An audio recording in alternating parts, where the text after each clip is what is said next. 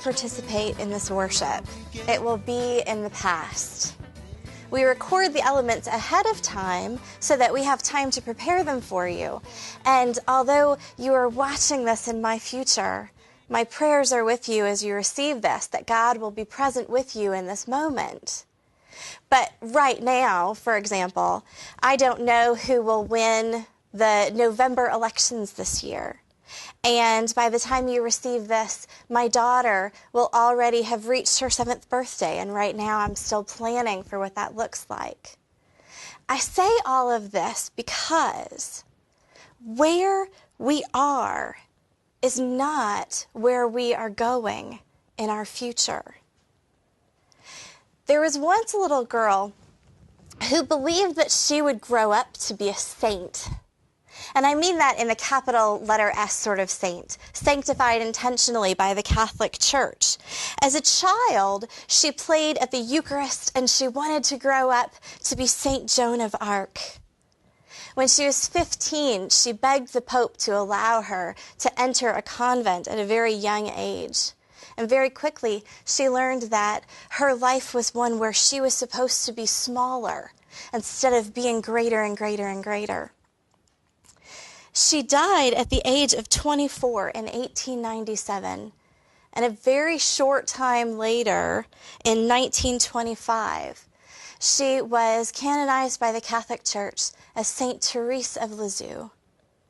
In a world where a young woman who plays at the Eucharist and wants to grow up to be Saint Joan of Arc learns that being smaller is the path to sainthood. Where we are is not where we are going. The scripture passage of Jesus' teaching today highlights this. Speaking to a large crowd, Jesus tells them about where they are. And Jesus taught them and said, "Watch out for the teachers of the law. They like to walk around in flowing robes and be greeted in the marketplaces and have the most important seats in the synagogues and the places of honor at banquets. They devour widows' houses, and for a show they make lengthy prayers. Such men will be punished most severely." When Jesus talks to this large crowd of people, he speaks to them about where they are. He speaks to them about their current situation with people around them who do these sorts of things. The specific indictments that he brings up against them are that they devour widows' houses for financial gain, and that for gain of their own power and prestige, they make lengthy prayers, abusing God for their own reasons. We all know people like this. We know people who are like this. Sometimes maybe we've been people like this. But this is where we are. It is not where we are going. What is more important about this passage and what Jesus has to tell us today is what our future looks like. Where are we going from here? We may be here. People's lives on this earth may be oppressed by others. But this is not our future. This is not the future that Jesus has for us, because there is another story. Later, the text tells us that Jesus was with his disciples watching people put money in at the temple treasury. We don't know why Jesus stops to watch this. We don't know if this was something that a good part of the public enjoyed watching. But Jesus watches people put in large amounts of money, and then he watches a widow stop to put in 2 coins.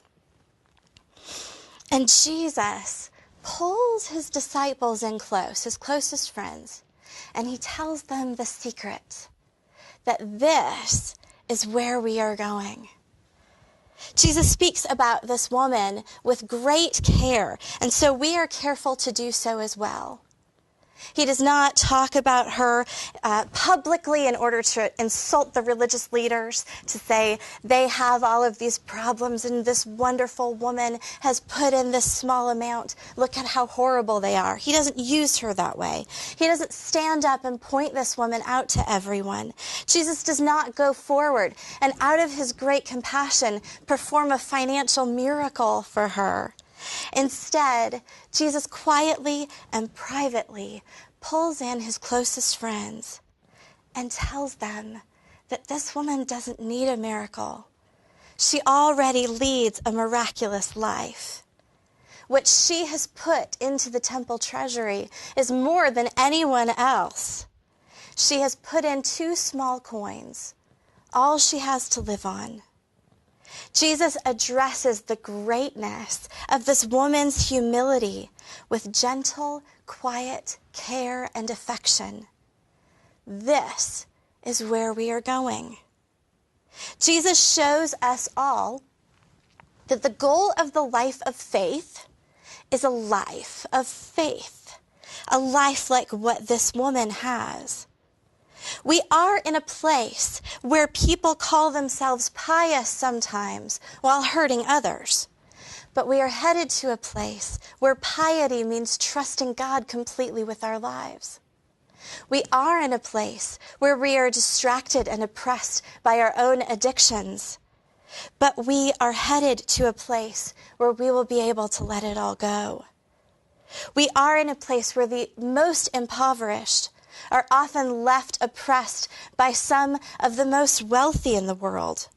But we are headed to a place where the impoverished can throw off the arrogance of oppressors and choose to give everything that they have to God. And as we journey where we are going, it will be in a quiet friendship with Jesus. The loud fanfare of the great and powerful is put aside to be replaced by stories shared between old friends. Jesus will look at us with the same kind of adoration and respect that he has for this woman. We will exchange a past where we seek our own impressiveness and journey to a place where our greatest desire is the affection of Jesus. I am here in this moment, recording this, preparing this for you, and across time and space and cyberspace, you are hearing my words where you are. Together, we will journey toward an even greater future. We will move from this space of oppressions, big and small, and move to a place where the biggest become the smallest, and where the smallest offering is the biggest blessing, and the least are the greatest. This is the place to which we are invited to go.